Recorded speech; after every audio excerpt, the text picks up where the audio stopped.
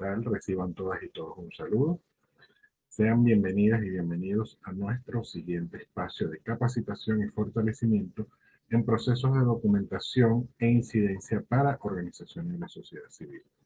Una iniciativa de Promedeum que busca impulsar el trabajo y la acción nacional e internacional desde las organizaciones regionales.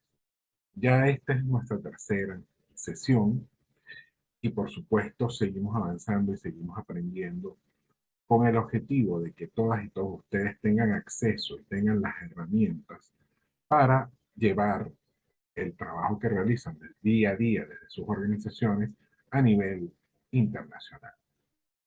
Hoy vamos a conocer un espacio que suma a lo que veníamos aprendiendo. Tras conocer acerca de la documentación y trabajar en ideas derivadas de la recolección de datos, desde el trabajo que hacemos día a día, ahora nos toca pensar qué hacemos con esta información. Documentamos, ok, perfecto, maravilloso, ¿y ahora qué hacemos? ¿A dónde lo llevamos? ¿Cómo tratamos de que esos datos terminen construyendo una atención para la víctima o víctimas, sea a nivel local o a nivel internacional? Acompáñenme y veamos. Nuestra sesión de hoy se titula Incidencia, cambiando entornos y buscando justicia. Está enfocada al ámbito local. Para la segunda fase o la segunda sesión de este módulo, vamos a hablar de la incidencia internacional. Pensemos un momento. En muchas ocasiones nuestro trabajo se ve limitado a documentar y denunciar una violación de derechos humanos.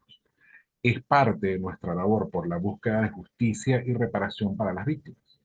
Sin embargo, el amplio contexto que deriva de una emergencia humanitaria compleja como la que sufre Venezuela y del deterioro sistemático de la institucionalidad democrática nos ha exigido cambiar y ampliar nuestros horizontes. Nos ha exigido trabajar en defensa de la participación ciudadana, en impulsar cambios en las políticas públicas desde la sociedad civil, sin dejar de lado la documentación para informes y denuncias a nivel internacional que puedan contrastar el discurso oficial de manipulación de cifras y situaciones desde el Estado venezolano. ¿Qué quiere decir esto? Ya no es solamente denunciar, ya no es solamente escribir y decir esto está pasando y enviarlo. También tenemos que buscar soluciones. También tenemos que sentarnos con quien deba o sea la persona adecuada para atender una situación de violación de derechos humanos o pueda mitigar la situación que está sufriendo víctima o víctimas, si son más de uno. Que puede pasar incluso a nivel comunitario. ¿Qué pasa? ¿Qué significa esto para nosotros? Que ya no somos solo activistas, defensoras o defensores. Ahora somos también agentes de cambio social. ¿Por qué? Porque intervenimos en política, porque intervenimos en políticas públicas, porque nos sentamos con autoridades y estamos dentro de esa, digamos, relación asimétrica, pero existente en todo el mundo, de Estado y sociedad.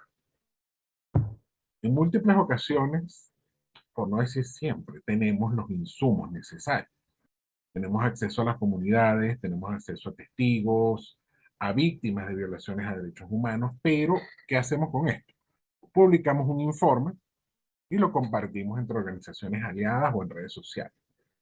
Dada la situación actual del país y la cantidad de información que recibimos día a día, hay que preguntarnos, ¿llega la información a instancias de poder nacional o de protección internacional? ¿A cuántas personas fuera del ámbito de organizaciones de la sociedad civil estamos llegando realmente? ¿Nuestra documentación está cambiando el entorno de la comunidad donde está ocurriendo la situación o solo estamos siendo unos cronistas de la violación a los derechos humanos de esta comunidad o de este grupo social? Es importante preguntarnos esto porque es lo que nos va a impulsar a entrar a acciones que no habíamos visto o previsto, que no considerábamos necesarias, pero en este momento sí lo son. Esto no implica que el trabajo de documentación haya cambiado o se haya paralizado. El proceso de documentación de violaciones de derechos humanos continúa. Pero ahora es necesario sumarle otras cosas. Hay que plantearse como objetivo ineludible que los datos que tengamos, esa documentación, sirva también para promover cambios. Y los cambios los vamos a obtener haciendo incidencia. Lo que nos lleva entonces a la primera pregunta del día de hoy. ¿Qué es la incidencia? Pregúntense ustedes un momento, cuando ustedes escuchan incidencia en materia de derechos humanos, incidencia desde la sociedad civil o como sociedad civil, ¿qué es lo que se les viene a la mente? A ver,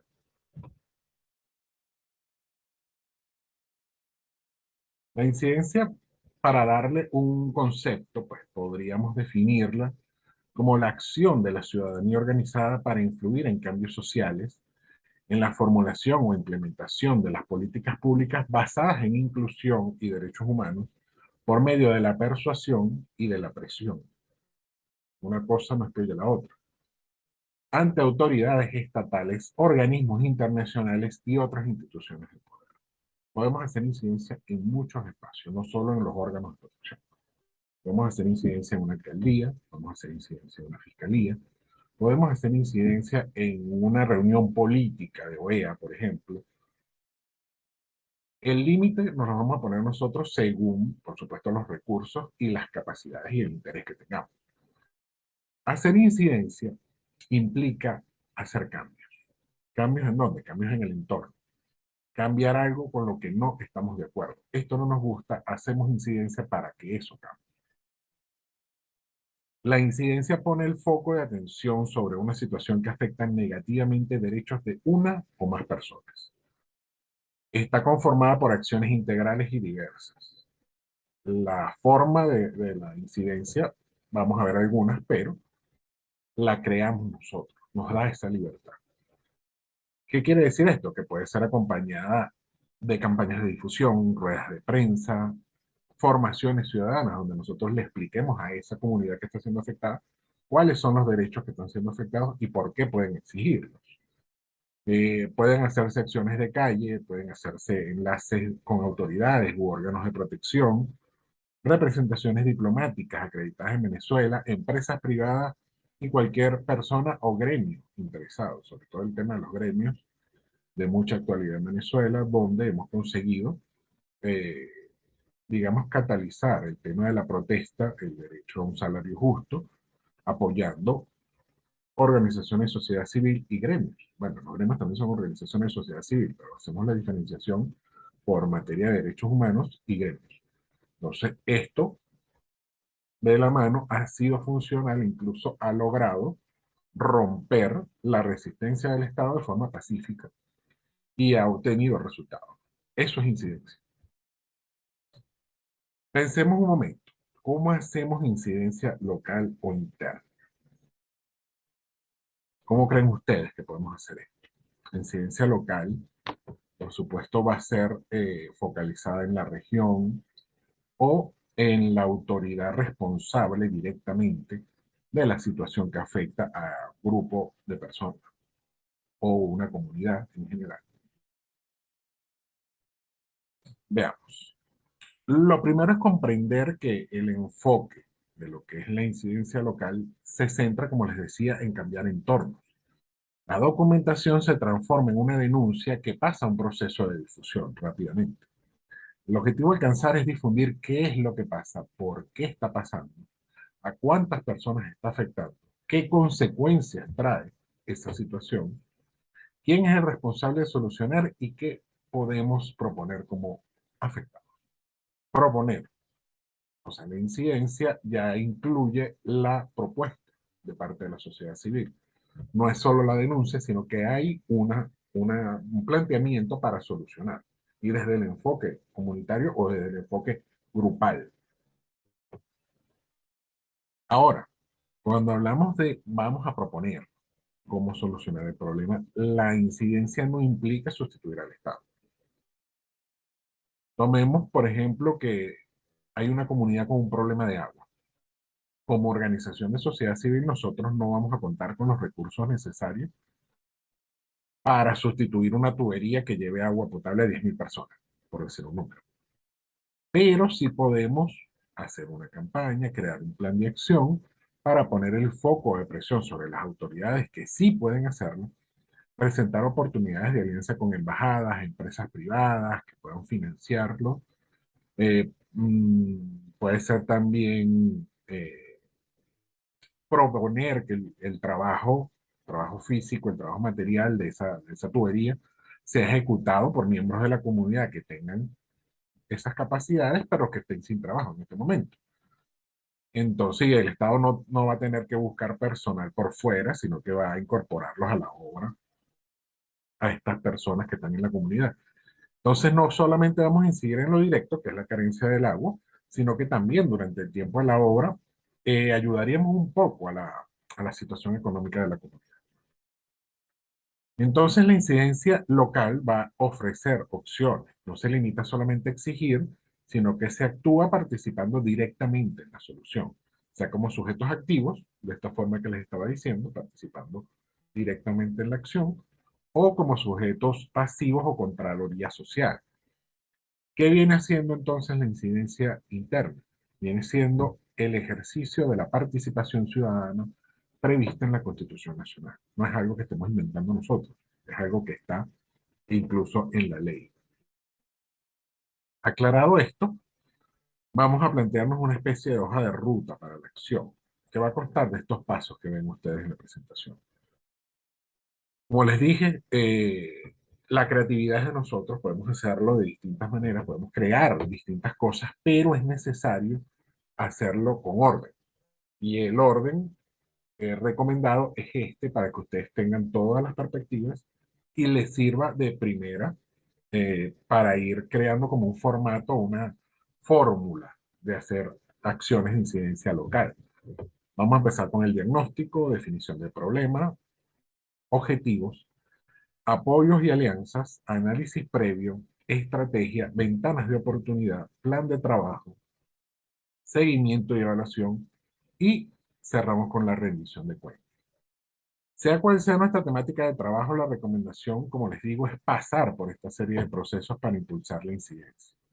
El objetivo es que no sea una acción aislada, sino que tenga continuidad, seguimiento, que sea coherente y sobre todo que deje canales abiertos para acciones futuras. Siempre vamos a tener algo que resolver, sea con nuestro grupo, sea con nuestras víctimas, sea con nuestra comunidad, sea con nuestro Estado.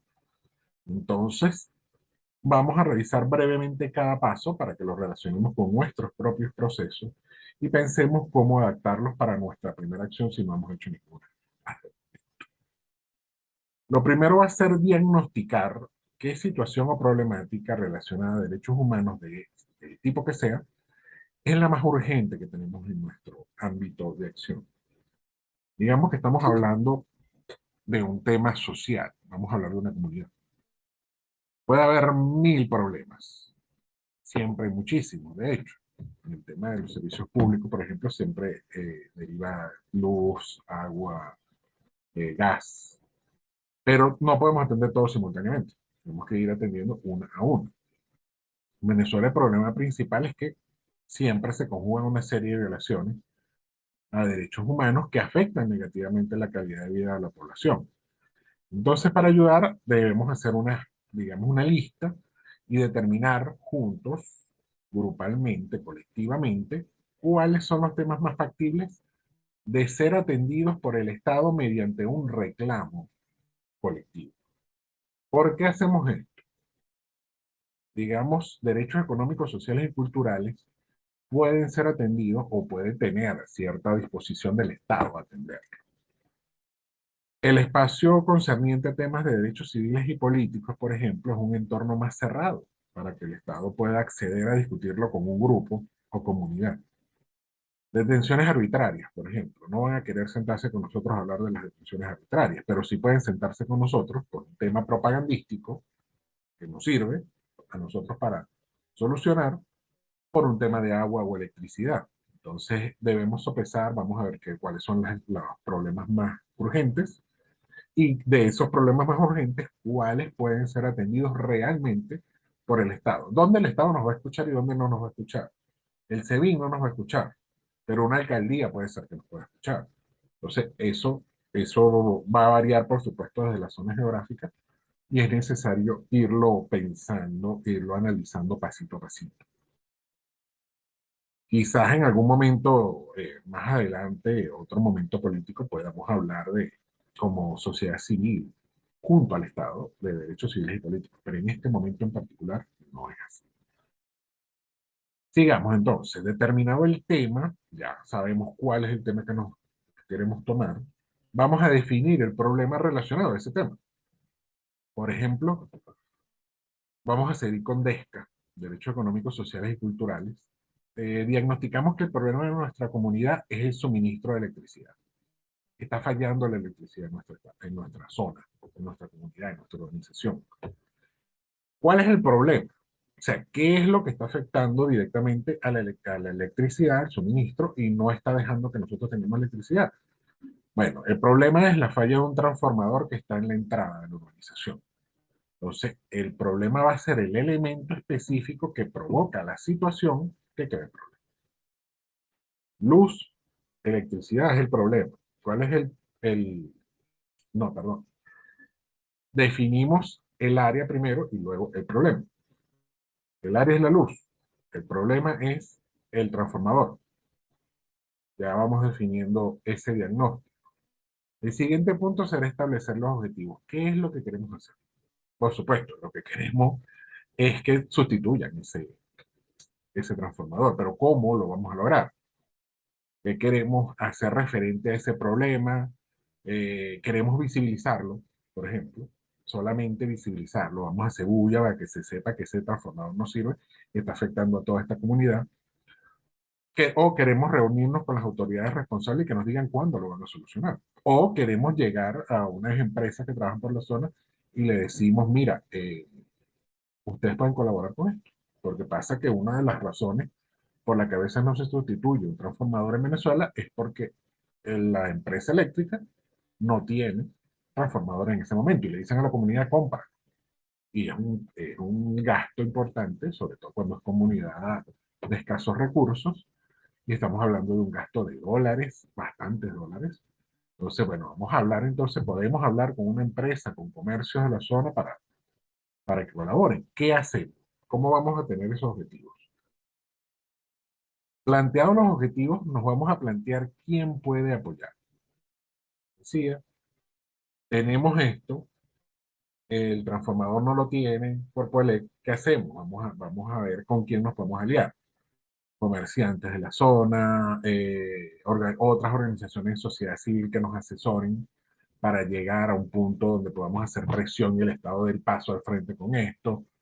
Eh, como sumar a otras comunidades que también tengan el mismo problema, como lo solucionaron ellos, cómo podemos hacer que también se visibilice el problema de ellos. Todo esto es importante, ¿no?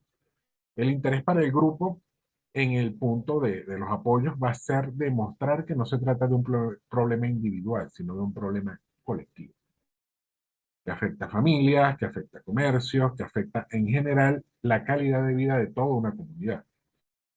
Lo siguiente es analizar las ideas para llevar a cabo nuestra actividad. ¿Cuál puede ser la más eficaz?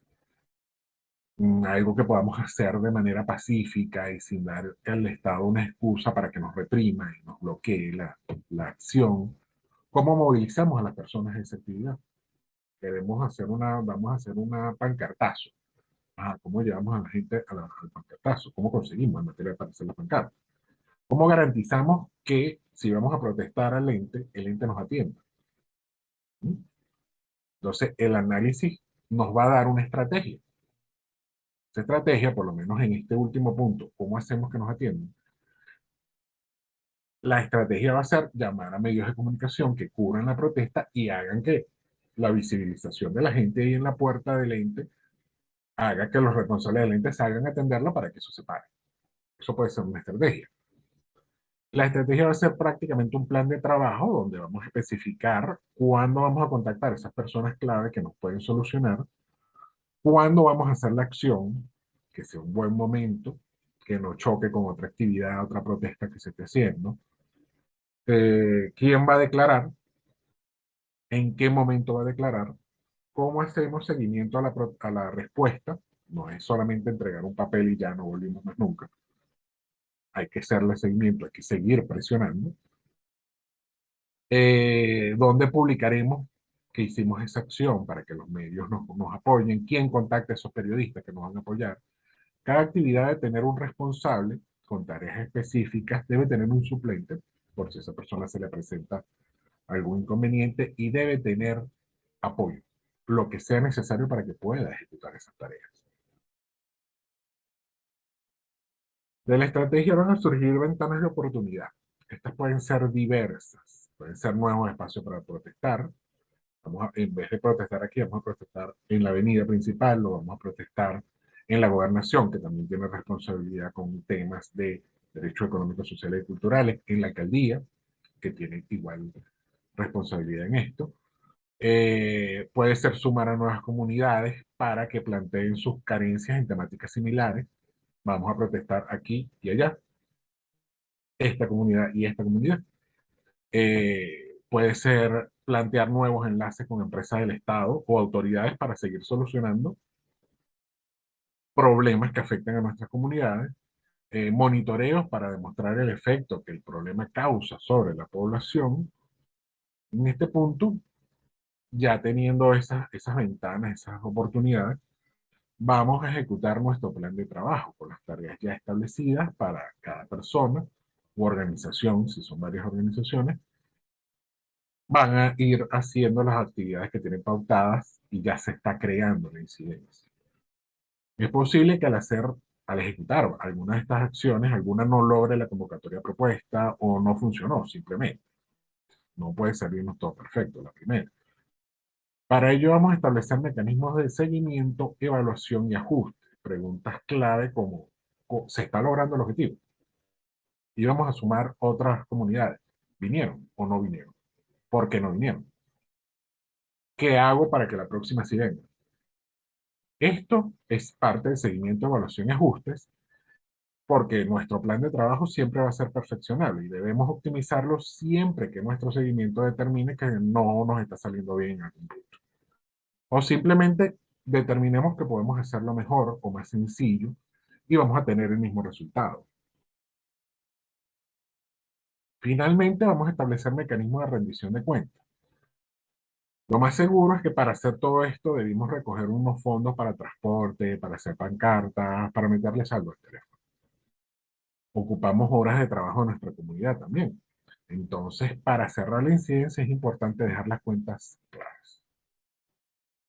Mostrar lo que hicimos, cómo lo hicimos, cómo utilizamos los recursos, puede servir también incluso como incentivo u hoja de ruta para exigencia futura. Siempre vamos a tener algo por qué protestar o por qué exigir.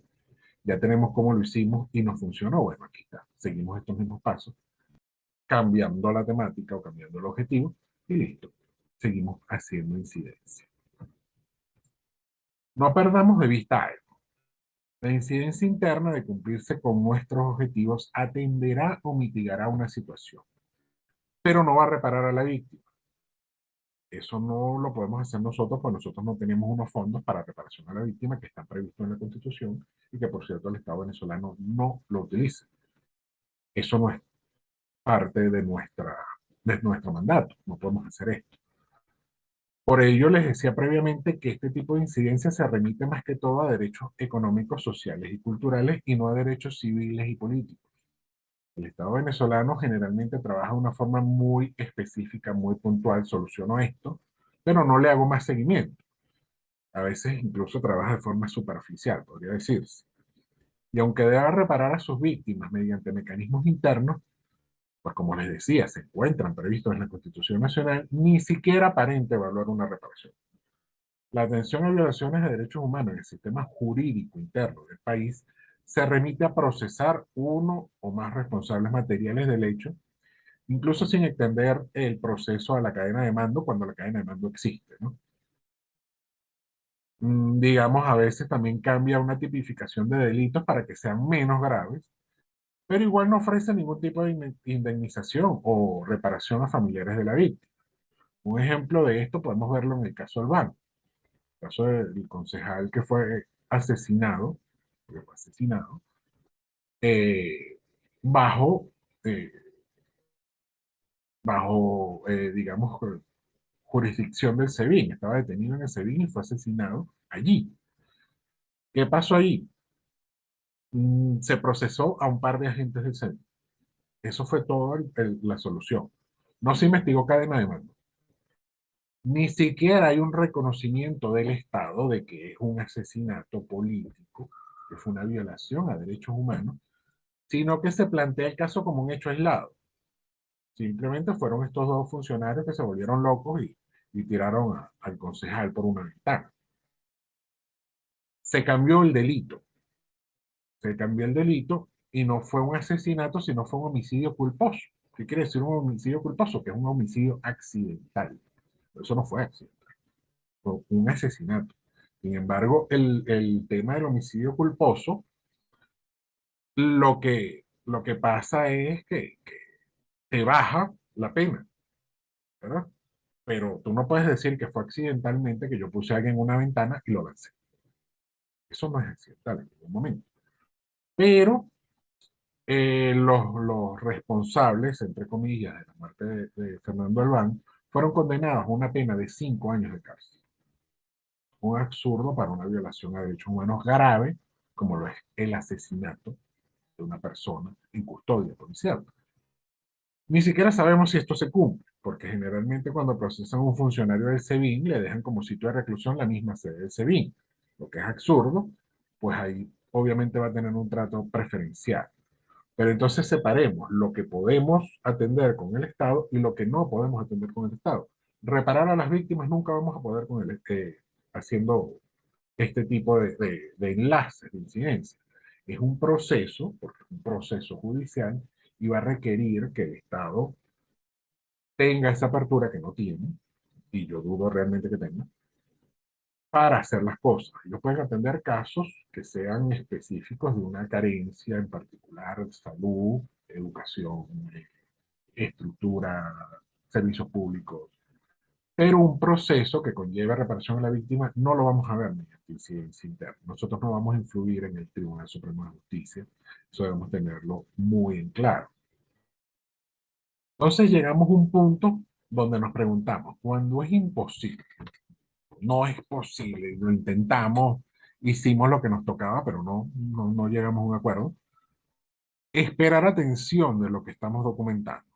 El Estado no nos atiende, no hay respuesta a los órganos judiciales correspondientes. ¿Qué podemos hacer como sociedad civil? La respuesta la vamos a tener en nuestra segunda parte de este módulo, la incidencia internacional. Por lo pronto dejamos acá algo que queremos que ustedes hagan, que puedan adelantar y que nos vamos a compartir por el canal de contacto directo vía WhatsApp. Basado en los elementos que vimos antes para crear incidencia local, donde estaba el diagnóstico, el problema, el plan de trabajo, el análisis, todo ese cuadrito, les pedimos crear una hoja de ruta con un tema, por lo menos uno, o si quieren hacer más, pueden hacer más, pero vamos a probar con uno, con un tema que quieran llevar ante autoridades o responsables de su zona geográfica. Brevemente planteen cada caso y lo vamos a revisar en nuestro espacio sincrónico. Por lo pronto, invitarlos para la siguiente sesión. Nos vamos a ver muy pronto, vamos a seguir trabajando día a día y estoy seguro que de esta formación y de este espacio de aprendizaje van a salir muchísimas cosas buenas en materia de incidencia y por qué no hacerlas en alianza también. El límite, como les decía al principio, no lo vamos a poner nosotros. Podemos hacer incidencia en muchísimos espacios y vamos a verlo con el tema de la incidencia internacional desde muchísimas perspectivas. Les esperamos en nuestra siguiente sesión.